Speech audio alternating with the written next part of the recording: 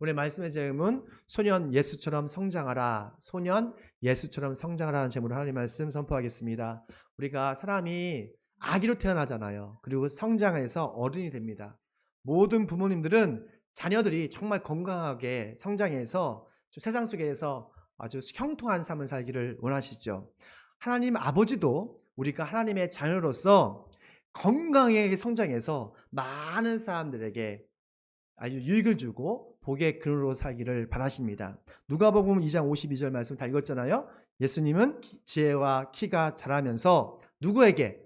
하나님과 사람에게 더욱 사랑을 받았다라고 말씀하고 있습니다. 여러분, 이 말씀이 상당히 중요해요. 왜냐하면 이 말씀은 나사렛 교육과 우리 더불어교회의 교육 시스템의 키워드가 되기 때문에 그렇습니다. 아주 바탕이 되기 때문에 그래요. 소년 예수는 영성만 뛰어난 게 아니에요. 그 예수는 지성도 있었고, 여기 보니까 인성도 있었고, 사회성까지도, 즉 관계성이 참 좋았던 온전한 하나님의 형상으로 성장하였던 것을 보게 됩니다. 그렇다면 소년 예수의 성장하는 모습 중에서 우리는 하나님의 자녀로서 어떤 성장을 해야 할까요? 우리 함께 읽습니다. 시작. 영성 있는 자녀로 성장을 하는 거예요. 뭐가 있는? 영성이 있는 성장. 제가 영성은 무엇일까? 영어로 하면 spirituality라고 합니다. spirituality가 무엇일까를 정리해 봤는데, 세상에서 창조주 구원의 하나님과 동행하면서 함께 걸어가면서 주님의 뜻을 깊이 이해하고 주님의 뜻대로, 나의 마음대로가 아니라 주님의 뜻대로 살아가는 일상이 저는 영성이라고 생각해요. 그러니까 뿌리 깊은 영성은 일상을 떠나서 저 산에서 아무도 없는 무릉도원에서 혼자서 하는 것이 아니라 치열한 일상에서 주님과 동행하며 주님의 뜻대로 사는 삶, 이것이 바로 영성이 깊은 사람입니다. 어쩌면 저보다 여러분이 더 영성가일 수가 있어요. 어떻게 주님과 동행하면서 주님의 뜻대로 살아갈 수 있을까? 그것은 경건의 훈련이 필요합니다. 영성 훈련이 필요해요. 우리 42절 함께 읽습니다. 예수의 부모는 해마다 유월절로 예루살렘으로 갔다. 예수가 12살이 되는 해에도 그는 절기를 간식따로 유월절을 지키러 예루살렘에 올라갔다. 아멘. 예수의 부모는 마리아와 요셉이었어요. 이 마리아와 요셉은 대단한 가문이 아닙니다. 그냥 지식인도 아니에요. 권력 있는 집안도 아니에요. 그냥 저와 여러분처럼 그냥 평범한 집이었어요. 그리고 마리아와 요셉은 예수님 빼고 6명의 자녀가 있었어요. 여러분 생각을 해보세요. 6명의 자녀가 있다고 생각해 보세요.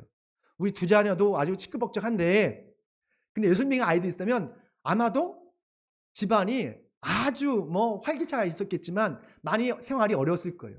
여러분 아시는 것처럼 요셉은 직업이 목수였잖아요.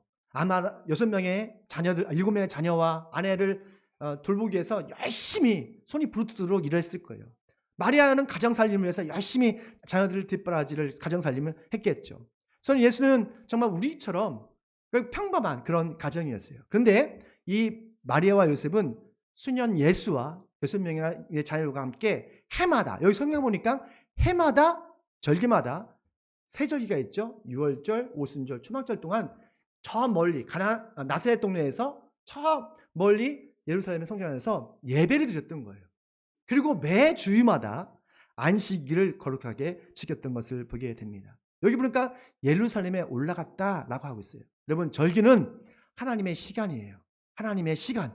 우리의 시간이 있고 하나님의 거룩한 시간이 있습니다.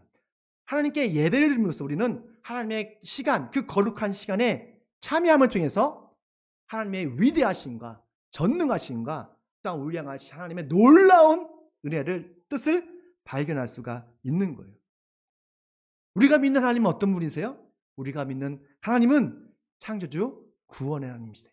그리고 생명의 근원이신 전지전능하신 하나님이십니다. 여러분 믿으십니까? 하나님 어떤 분이시더라고요? 따라합시다. 창조주 구원의 하나님, 그리고 생명의 근원이신 하나님이세요.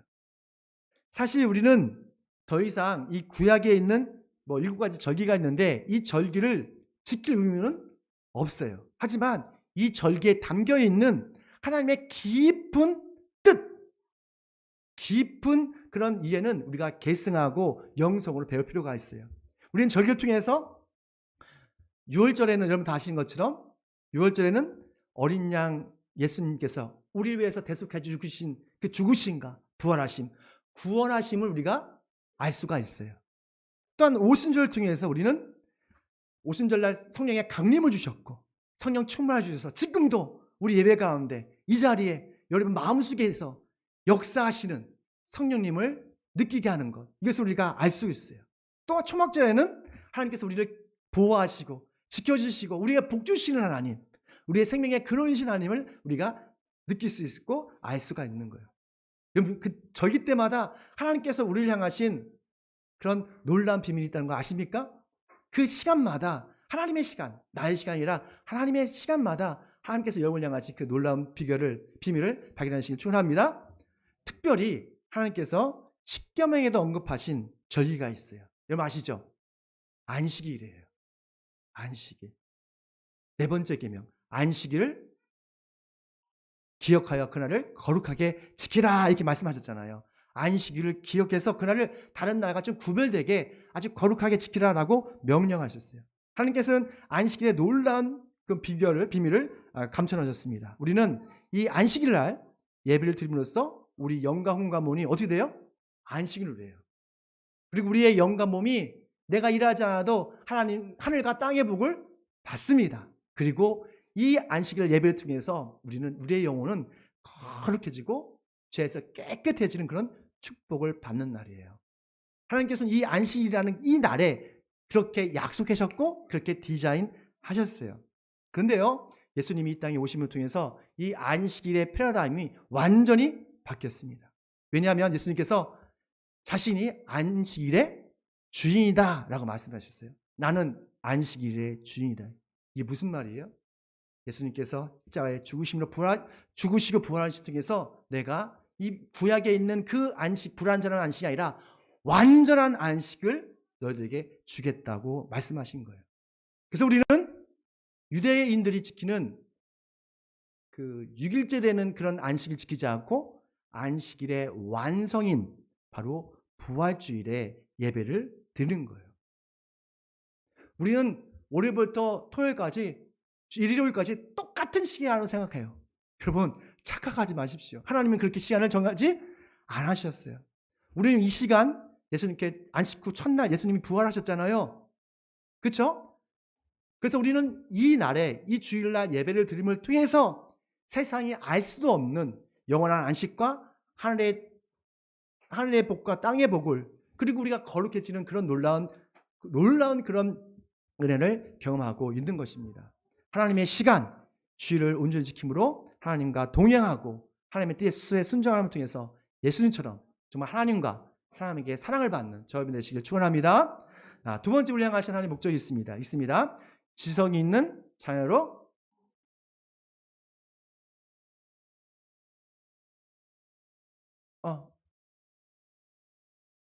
그 전이에요. 전이에요. 예, 예. 다시 읽게요. 시작. 네. 좀 졸리십니까? 여러분 조금 힘드셔도 잘 집중해 주시면 좋겠습니다. 우리 46절 말씀 함께 읽을게요. 시작. 사흘 뒤에야 그들은 성전에서 예수를 찾아냈는데 그런 선생 가운데 앉아서 그들의 말을 듣기도 하고 그들의 묻기도 하고 있었다 라고 말합니다. 예루살렘 성전에는 정말 최고의 랍비들이 있었어요. 정말 성경을 달달달 외우고 암기했던 그런 랍비들이 있습니다. 예수님 이 당시 몇 살이었어요? 12살 어린아이였어요.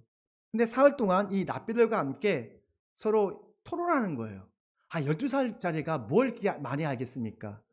근데 하브루타 그런 방식으로 이게 성경을 서로 이렇게 나누고 토론하고 하면서 통해서 깊은 하나님 말씀을 알게 됐어요. 근데 예수님은 사실 하나님의 아들이시잖아요. 하나님의 아들이시기 때문에 그 지식이 충만했을 겁니다. 근데도 겸손하게 선생들과 함께 토론함을 통해서 하나님을 더욱 알게 된 거예요. 우리가 성경 말씀을 읽고 성경 공부를 해야 하는 이유가 여기에 있어요. 하나님의 아들 예수님조차도 지금 뭐 하고 있어요? 선생님들과 성경학자들과 함께 성경을 공부하고 있어요.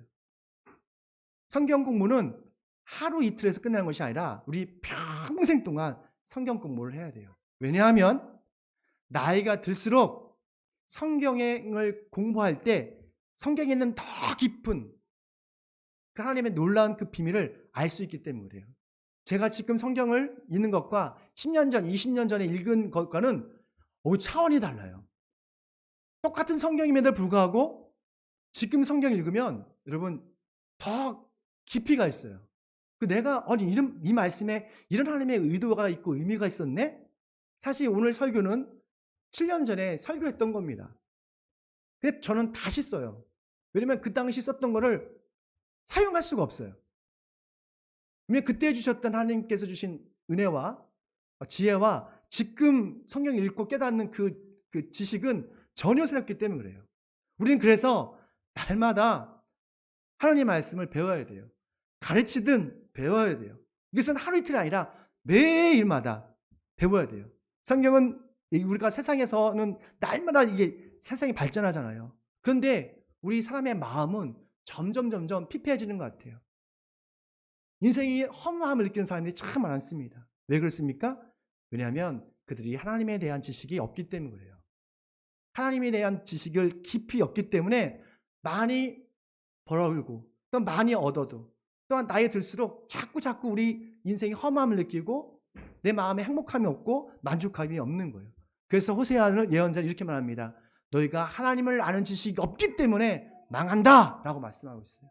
뭐가 없기 때문에? 하나님을 아는 지식이 없기 때문에.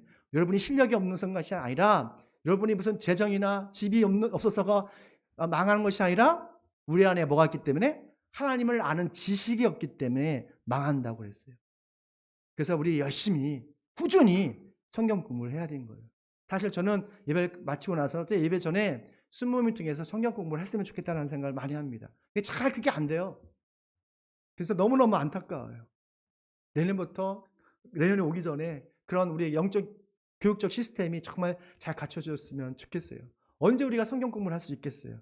교회 왔을 때 10분이라도 15분이라도 우리 성경 공부하면 그 말씀이 여러분을 지켜주고 보호해주는 거예요. 모세는 이것을 너무 잘 알았습니다. 모세오경을 모세가 기록했잖아요. 근데 모세가 자기가 최후의 순간에 그 자신의 리더십을 여호수아에게 위임하면서 마지막 유언했던 것이 있어요. 여호와서 1장 8절 말씀 함께 있습니다. 이 율법책의 말씀을 늘 읽고 밤낮으로 그것을 공부하여 이 율법책에 쓰여진 대로 모든 것을 성실껏 실천하라. 그래야면 네가 가는 길이 순조로울 것이며 네가 성공할 것이다. 아멘. 이것은 모세가 마지막으로 여호수아에게 남긴 유언 같은 말씀이에요. 여기 핵심이 뭡니까? 성경을 공부하라는 거예요. 성경을 너무 공부 안 하더라고요. 이단들이 그렇게 성경 공부를 이상하게 하는데도 불구하고 성경 공부를 엄청 해요. 근데 우리 정말 전통 살아있는 하나님 기뻐하시는 우리 더블교회가 정말 성경 공부를 좀 했으면 좋겠어요. 성경 공부를 해라. 그리고 성경을 알고 그 말씀대로 살면 중요한 그겁니다. 우리가 성경에 대한 지식도 많이 필요하지만 그 지식대로 실천하면 어딜 가든지 무슨 일을 하든지 성공한다고 약속하셨습니다. 여러분 이 말씀 믿으십니까? 그럼 역으로 말하면 우리가 세상에서 많은 시련을 당하고 넘어지고 자빠지는 이유는 뭐예요? 하나님에 대한 지식은 조금 있지만 그 말씀대로 순종하지 못하고 세상의 방식대로 살기 때문에 그래요. 여호수아는 정말로 이 말씀대로 날마다 치열한 전쟁 중에도 열심히 말씀을 읽고 공부했어요. 연구했다고요. 그 연구를 통해서 영적 자생 능력이 생긴 거예요.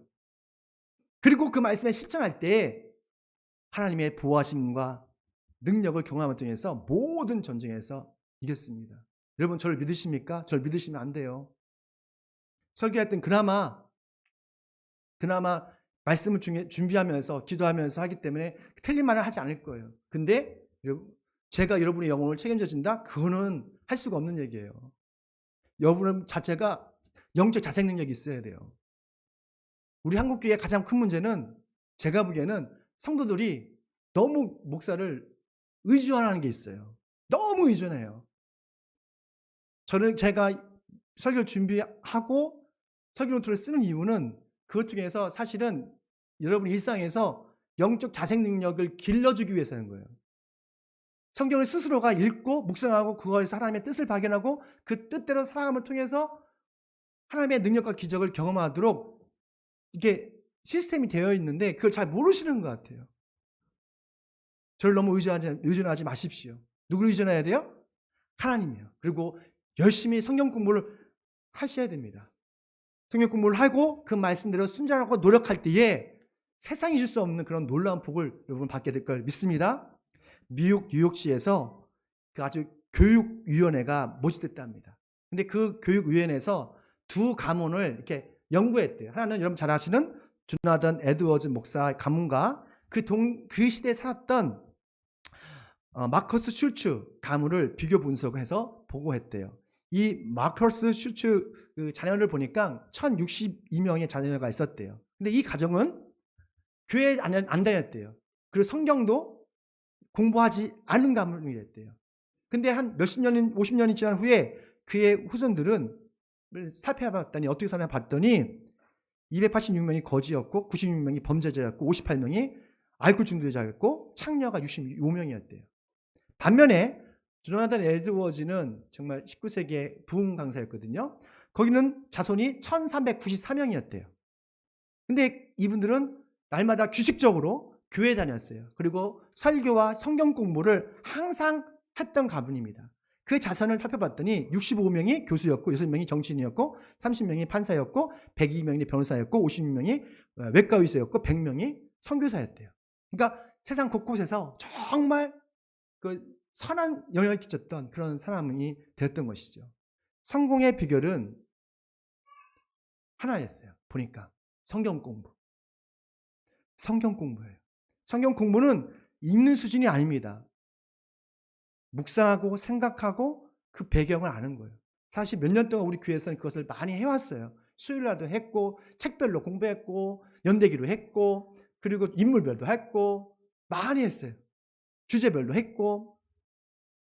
근데 주일날 많이 못했죠. 왜냐면 수요일이 많이 했는데 여러분 우리가 성경 공부를 가정에서도 할 수가 있어요.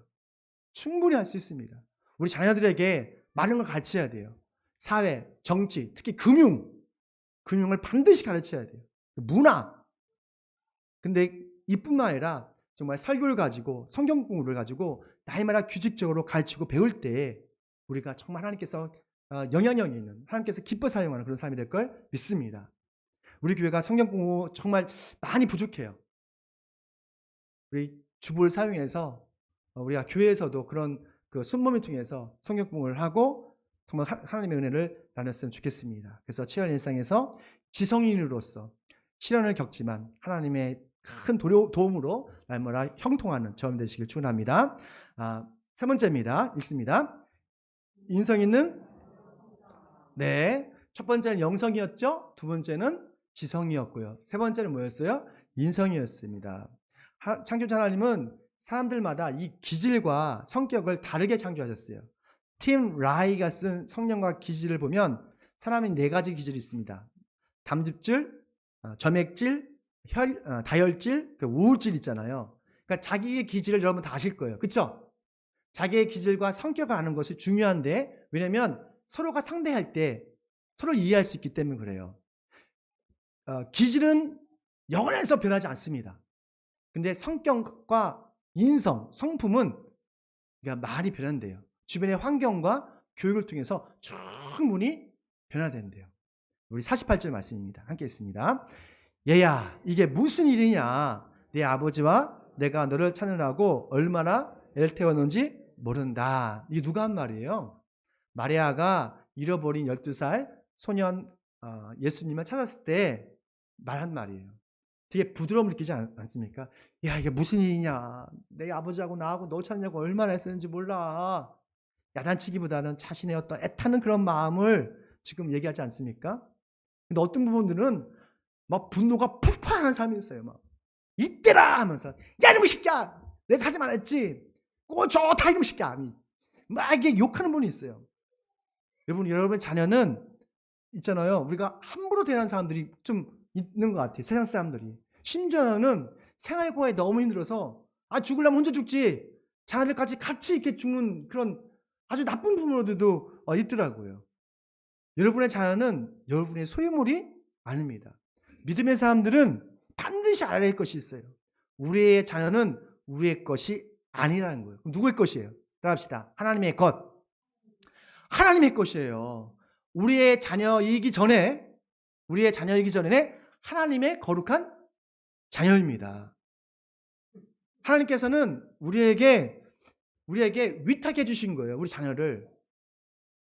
이게 되게 중요한 포인트입니다. 다시 한번 하나님께서는 하나님의 자녀를 우리에게 위탁해 주셔서 우리 자녀에게 하나님을 알게 하고 하나님의 뜻에 순종하는 통해서 정말 하나님의 형상대로 복의 근원으로 살게끔 하기 위해서 우리에게 위탁하신 거예요.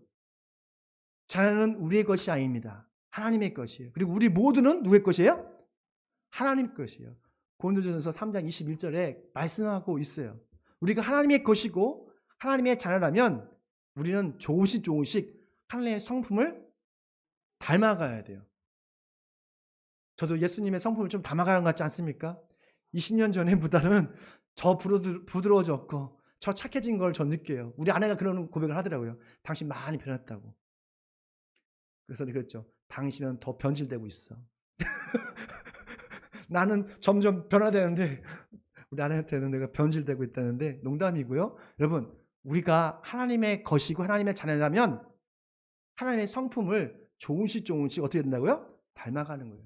이게 정말 중요한 말씀입니다. 사람에게 실력도 중요하지만 실력을 담을 수 있는 뭐가 필요해요? 인성, 성품이 필요합니다. 날카로운 칼날이 우리의 실력이라면 그 칼집은 우리의 성품과 인성이에요. 아무리 실력이 있어도 성품이 인성이 나쁘면 어떻게 돼요? 주변에 있는 사람을 정말 힘들게 합니다. 상처를 줘요. 아픔을 줘요. 아픈데 또 때리고 너무 힘들게 하는 것을 보게 돼요.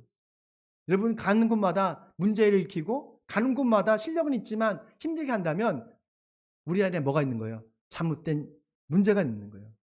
그러면 자신도 힘들고 주변에 있는 사람도 많은 상처를 주게 돼요. 그 대표적인 사람이 바로 사사기에 나오는 삼손이에요.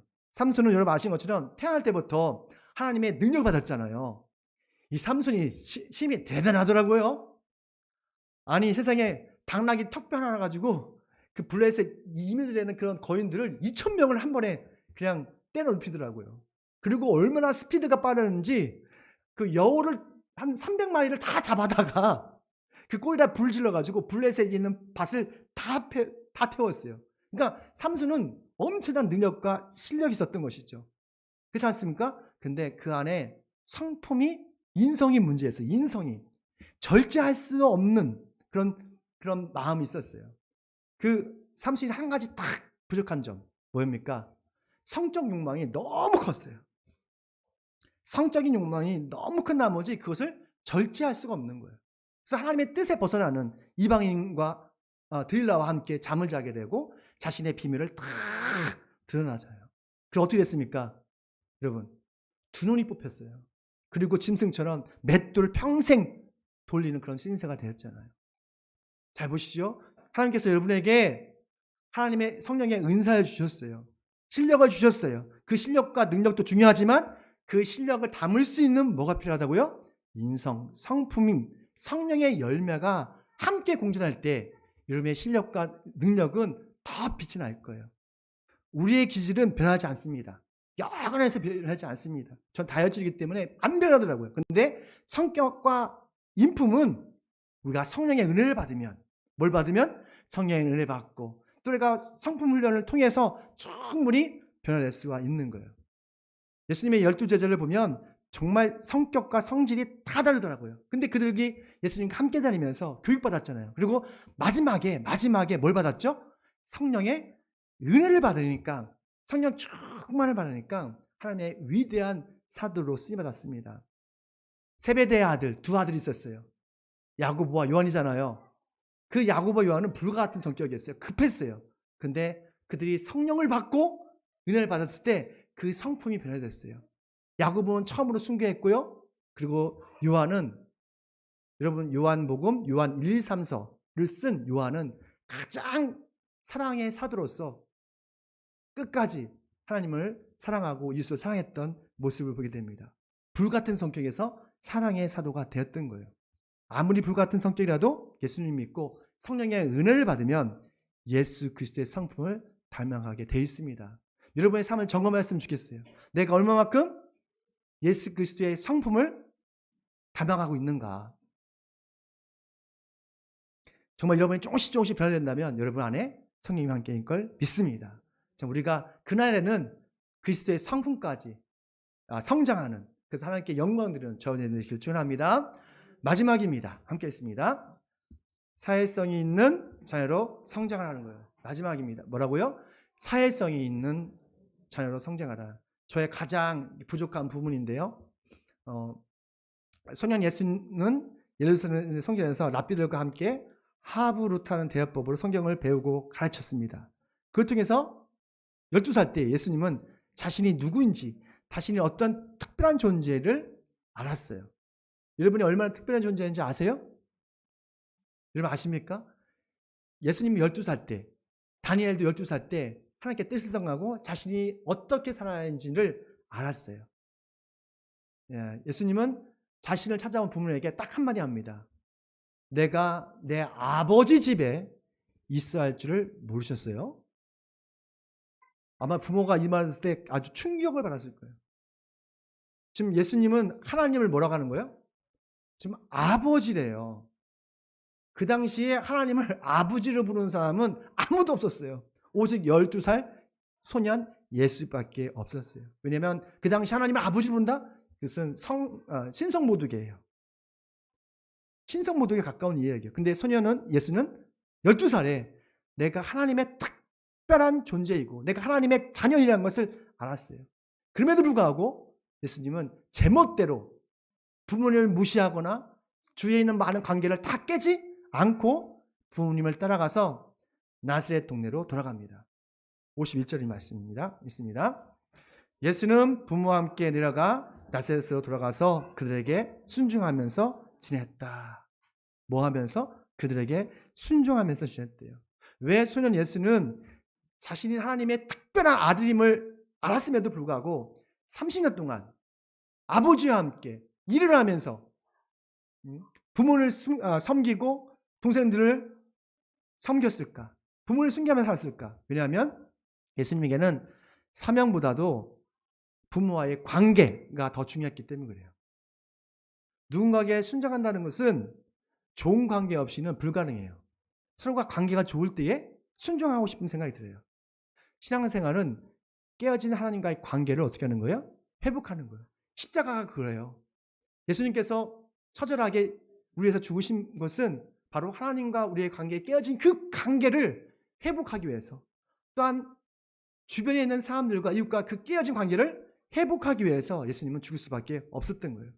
자녀를 교육하다 보면 항상 관계가 좋은 건 아니더라고요. 제가 우리 아이들 키워보니까 점점 더 어려워지는 게 있어요. 서로 관계가 깨지면 순종하지 않습니다. 가끔 우리 자녀와 진로에 대해서 얘기를 나눌 때가 있어요. 난 이렇게 하면 좋겠다. 이렇게 하면 난 지금부터 아빠 말 안 들을 거예요. 말 안 해요. 하지 마세요 그만. 뭐 그렇게 막 샤우팅을 해요. 아빠는 아는 게 없으면서. 요즘 제가 격려와 위로의 말이 필요합니다. 여러분 저를 많이 격려해 주십시오. 안 맞는 거예요. 나와 그 말이 틀리다는 거예요. 그러니까 관계가 어떻게 된 거예요? 깨지게 돼요. 관계가 서운해지면 순종할 수가 없어요. 예수님은 부모 말씀에 순종했다는 것은 부모와 관계가 어떻게 됐다는 거예요? 좋았다는 거예요. 좋은 관계에서 온전한 순종이 나옵니다. 어떻게 그럼 우리가 좋은 인간관계를 맺을 수 있을까? 사회성을 배울 수 있을까?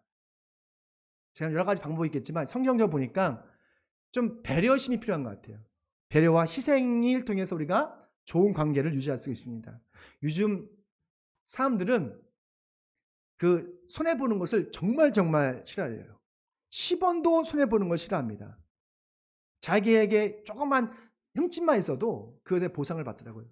차에 조금 이게 흠집을 났는데 그것도 보상받기 위해서 막 전화 걸고 막 그렇게 하더라고요. 그러니까 요즘은 손해보는 걸 싫어해요. 하지만 우리가 상대에 대해서 조금 손해보면 배려하면 우리가 좋은 관계를 유지할 수 있어요. 자신의 이익을 조금 내려놓으면 우리는 더 깊은 좋은 관계가 되고 신뢰를 얻을 수가 있습니다. 제가 화요일마다 영성반을 하거든요. 근데 한 교수님이 남편인을 둔 한 권사님이 계세요. 근데 그 권사님이 말씀하시는데 그 남편 되시는 분은 항상 삼시세끼를 항상 함께 식사를 한대요. 집에서. 삼시세끼를 몇십 년 동안 함께 식사를 하고 있는 거예요.